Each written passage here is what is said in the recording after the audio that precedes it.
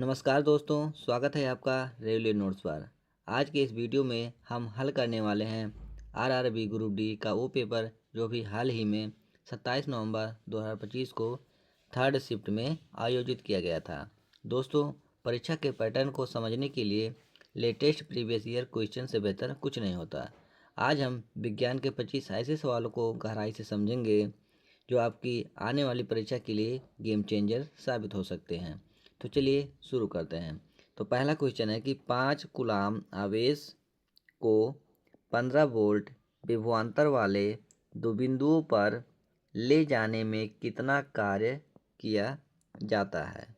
तो हम सभी जानते हैं कि कार्य W बराबर आवेश Q गुणे विभवांतर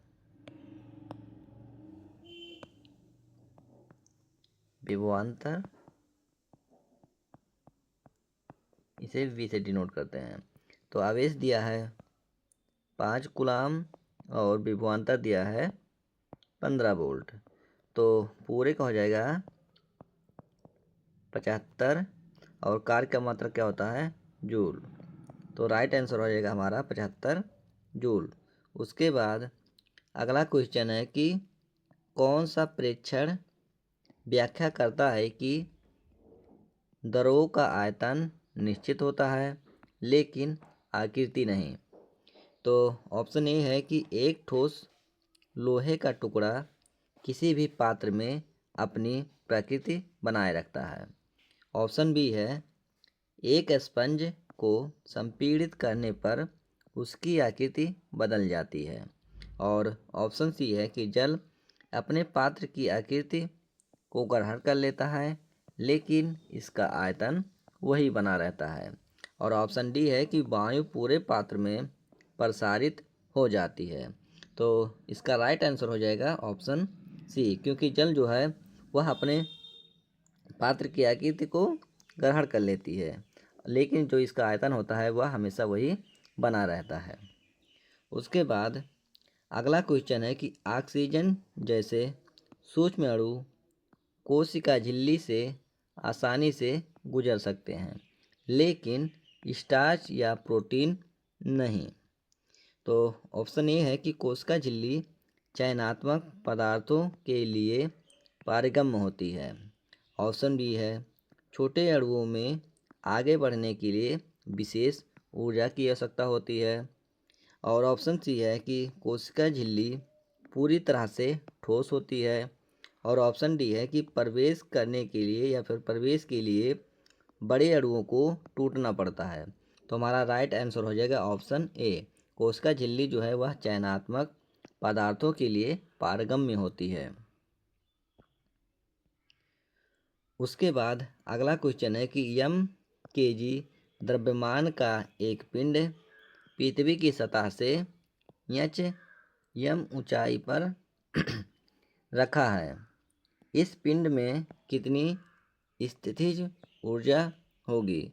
तो हम सभी जानते हैं कि स्थितिज ऊर्जा को हम पोटेंशियल एनर्जी बोलते हैं और ये बराबर होता है एम जी एच, यानी द्रव्यमान, गुरुत्वीय त्वरण और हाइट। तो हमारा राइट आंसर हो जाएगा option D, M G H. उसके बाद अगला क्वेश्चन है कि किस विधि में जंग लगने से बचाने के लिए इस्पात और लोहे पर जिंक की परत चढ़ाई जाती है। तो ऑप्शन ए है कैथोडिक रक्षण, ऑप्शन बी है निवेष्टन, ऑप्शन सी है विद्युत लेपन और ऑप्शन डी है यसद लेपन या फिर गैल्वेनाइजेशन, यानी कि यसद लेपन ही हमारा राइट आंसर है। उसके बाद अगला क्वेश्चन है कि एकल फसल खेती की तुलना में अंतर्राष्ट्रीय इंटरक्रॉपिंग किस प्रकार लाभदायक है। तो ऑप्शन ए है कि पोषक तत्वों का कुशल उपयोग होता है या उपयोग करता है और रोगों के प्रसार को रोकता है। ऑप्शन बी है कि कम भूमि की आवश्यकता होती है। ऑप्शन सी है सिंचाई की आवश्यकताओं में वृद्धि करता है। और ऑप्शन डी है कि कम लागत कम करता है, श्रम लागत कम करता है। तो हमारा राइट आंसर हो जाएगा ऑप्शन ए, पोषक तत्वों का कुशल उपयोग करता है और रोगों के प्रसार को रोकता है।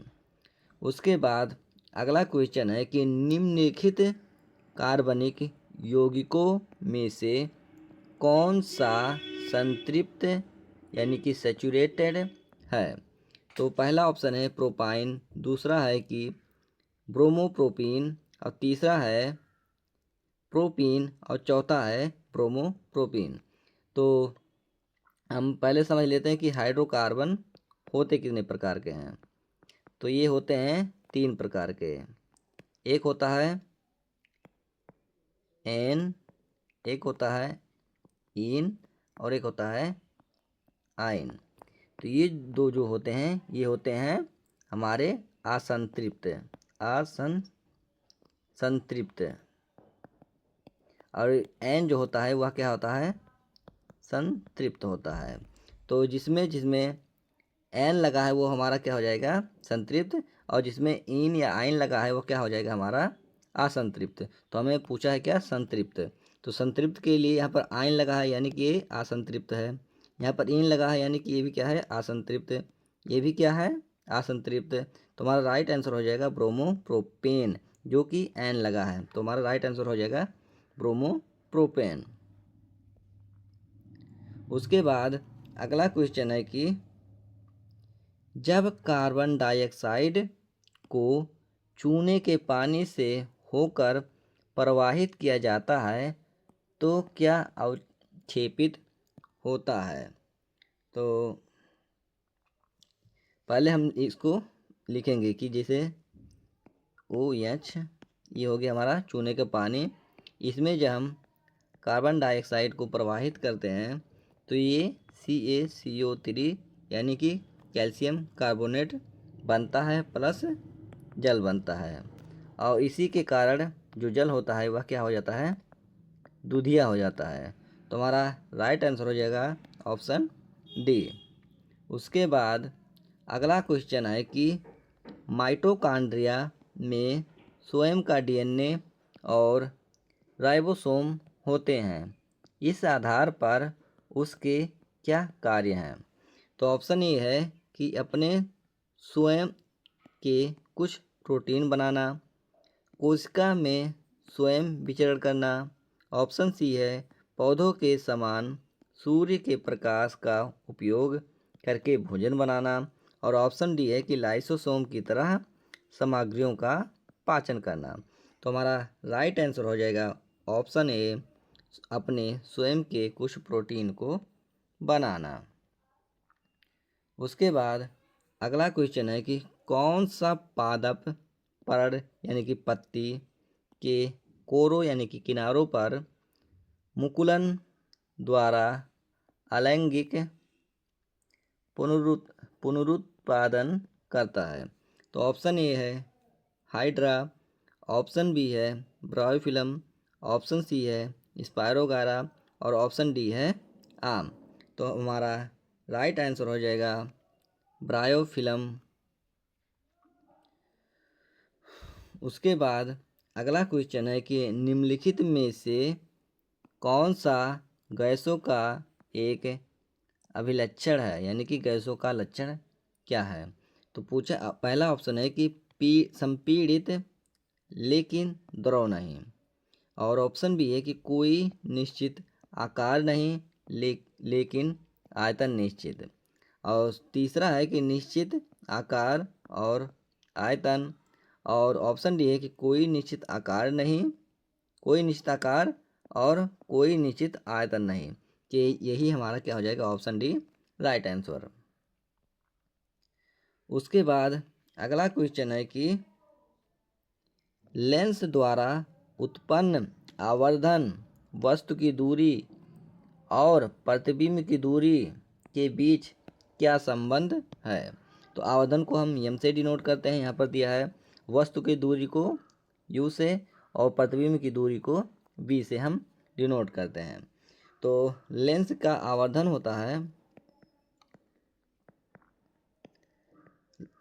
होता है प्रतिबिंब की ऊंचाई बटा वस्तु की ऊंचाई।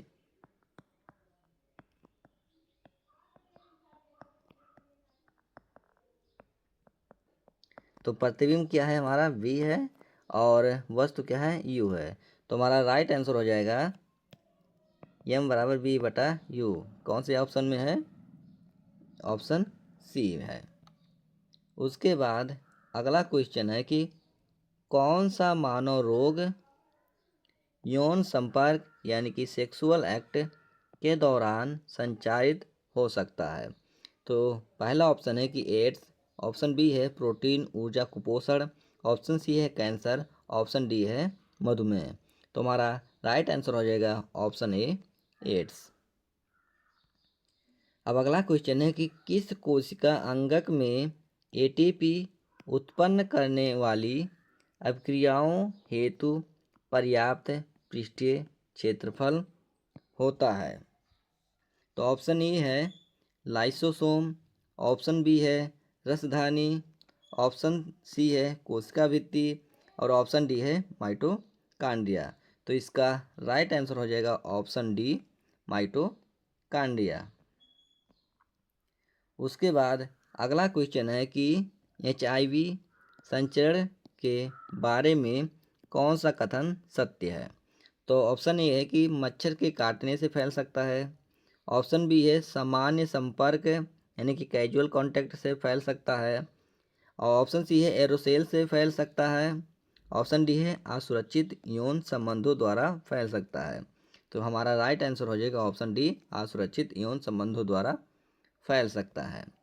उसके बाद अगला क्वेश्चन है कि विद्युत ऊर्जा, शक्ति और समय के बीच क्या संबंध है। तो शक्ति बराबर होता है ऊर्जा बटा समय। लेकिन यहाँ पर पूछा क्या है कि ऊर्जा, विद्युत ऊर्जा, तो ऊर्जा को हम यहाँ पर करेंगे, ये यहाँ पर हो जाएगा। तो ऊर्जा बराबर हो जाएगा हमारा शक्ति गुणे समय। तो यहाँ पर कहाँ है शक्ति गुणे समय? Option D. ऑप्शन डी हमारा राइट आंसर हो जाएगा। उसके बाद अगला क्वेश्चन है कि एक उत्तल दर्पण के ध्रुव और वक्रता केंद्र के बीच की दूरी 40 सेंटीमीटर है। ध्रुव और फोकस के बीच की दूरी कितनी होगी? तो हम सभी जानते हैं कि वक्रता त्रिज्या बराबर होता है 2 गुणे फोकस दूरी, या फोकस दूरी जो होती है वह वक्रता त्रिज्या की आधी होती है, हम इस ऐसे भी बोल सकते हैं।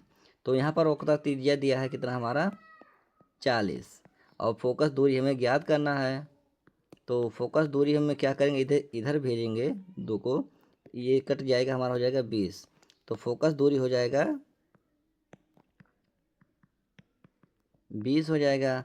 लेकिन इसमें दिया है उत्तल दर्पण, और उत्तल दर्पण में फोकस दूरी क्या होता है, हमेशा पॉजिटिव होता है। तो हमारा राइट आंसर हो जाएगा ऑप्शन सी। उसके बाद अगला क्वेश्चन है कि सामान्यतः किस पोषी स्तर यानी कि ट्रॉपिक लेवल पर जीवों की संख्या सबसे कम होती है।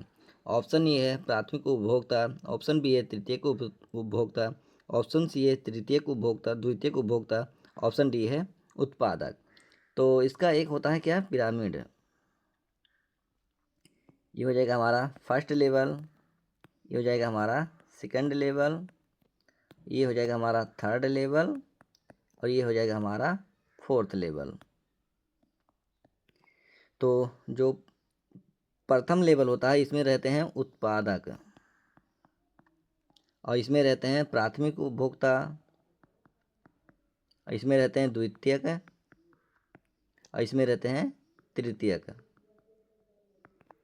तो जो उत्पादक होते हैं वो हरे पौधे हो जाएंगे, और प्राथमिक उपभोक्ता में हो जाएंगे शाकाहारी जीव, और द्वितीयक उपभोक्ता में हो जाएंगे मांसाहारी, और तृतीयक उपभोक्ता यानी चौथे लेवल पे हो जाएंगे, यानी कि सबसे बड़े सबसे बड़े मांसाहारी। तो इनका क्या होता है कि इनका जो एनर्जी होता है, जैसे 100 है तो इनका केवल 10% अगले लेवल में हस्तांतरित होता है। तो तृतीय लेवल यानी चौथे लेवल पर क्या हो जाएगा, तृतीय उपभोक्ता आते हैं। तो हमारा राइट आंसर हो जाएगा ऑप्शन बी, तृतीय उपभोक्ता, क्योंकि तृतीय उपभोक्ता में जीवों की संख्या भी क्या हो जाएगी, सबसे कम हो जाएगी। उसके बाद अगला क्वेश्चन है कि निम्नलिखित में से कौन सा सबसे तेजी से विसरण दर्शाएगा, डिफ्यूजन दर्शाएगा।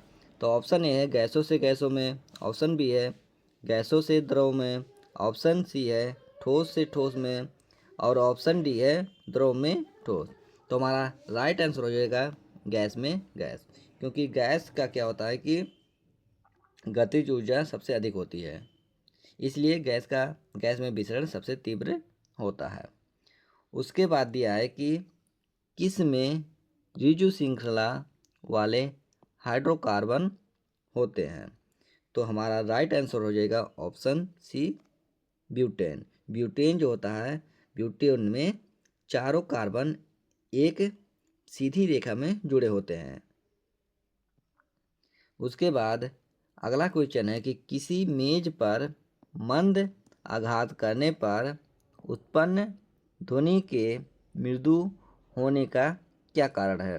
तो ऑप्शन है कंपन की आवृत्ति निम्न होती है, ऑप्शन बी है तरंगदैर्घ्य लघु हो जाती है, ऑप्शन सी है ध्वनि की चाल कम हो जाती है, और ऑप्शन डी है कि कंपन का आयाम छोटा होता है। तो इसका राइट आंसर हो जाएगा कि कंपन का आयाम बहुत छोटा होता है।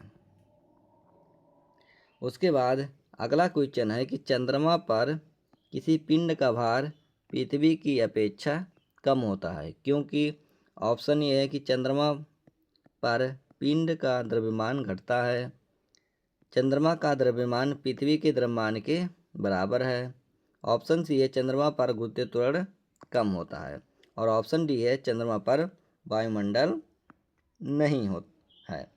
तो क्या होता है कि चंद्रमा का जो गुरुत्वीय त्वरण होता है वह पृथ्वी का लगभग 1/6 होता है। तो यहाँ पर राइट आंसर हो जाएगा ऑप्शन सी, जो है चंद्रमा का गुरुत्वीय त्वरण वह भी कम होता है पृथ्वी की अपेक्षा, 1/6 होता है। अब अगला क्वेश्चन है कि जब बंदूक चलाई जाती है तो गोली आगे बढ़ती है और बंदूक पीछे की ओर धक्का देती है, यह गति के किस नियम का उदाहरण है। तो ऑप्शन ए है प्रथम नियम, ऑप्शन बी है द्वितीय नियम, ऑप्शन सी है तृतीय नियम, और ऑप्शन डी है गुरुत्वाकर्षण नियम। तो यह ऑप्शन राइट आंसर हो जाएगा ऑप्शन सी, तृतीय नियम, और तृतीय नियम को ही क्रिया प्रतिक्रिया का नियम भी कहते हैं। उसके बाद अगला क्वेश्चन है कि एक कार विरामावस्था से लेकर 5 सेकंड तक 2 मीटर प्रति सेकंड स्क्वायर पर त्वरित होती है, कार का अंतिम वेग क्या होगा। तो हम सभी जानते हैं कि v बराबर होता है u प्लस ए टी, जहाँ पर v हो जाएगा हमारा अंतिम वेग, u हो जाएगा हमारा प्रारंभिक वेग, और a हो जाएगा हमारा त्वरण, और t हो जाएगा हमारा समय। तो यहाँ पर दिया है पहले नंबर क्या क्या दिया है उसे हम देख लेते हैं। तो दिया है t यहाँ पर 5 सेकंड, उसके बाद a दिया है 2 मीटर प्रति सेकंड स्क्वायर, और u दिया है हमारा 0। अब 0 क्यों दिया है, क्योंकि कहा है कि कार विरामावस्था से चलकर, यानी शुरुआत में कार की चाल रही होगी 0, और हमें क्या ज्ञात करना है, b ज्ञात करना है।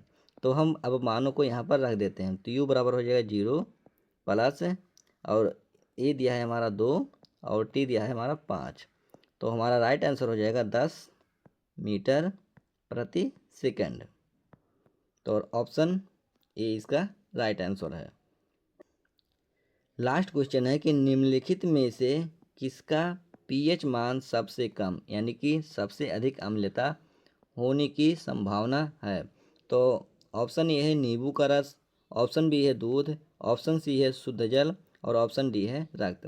तो नींबू का रस जो होता है वह 2.2 से 2.5 तक होता है और दूध का मान जो होता है वह 6.5 से 6.7 के बीच होता है और शुद्ध जल जो होता है वह 7 होता है और रक्त का मान 7.4 होता है। तो हमारा राइट आंसर हो जाएगा ऑप्शन ए नींबू का रस।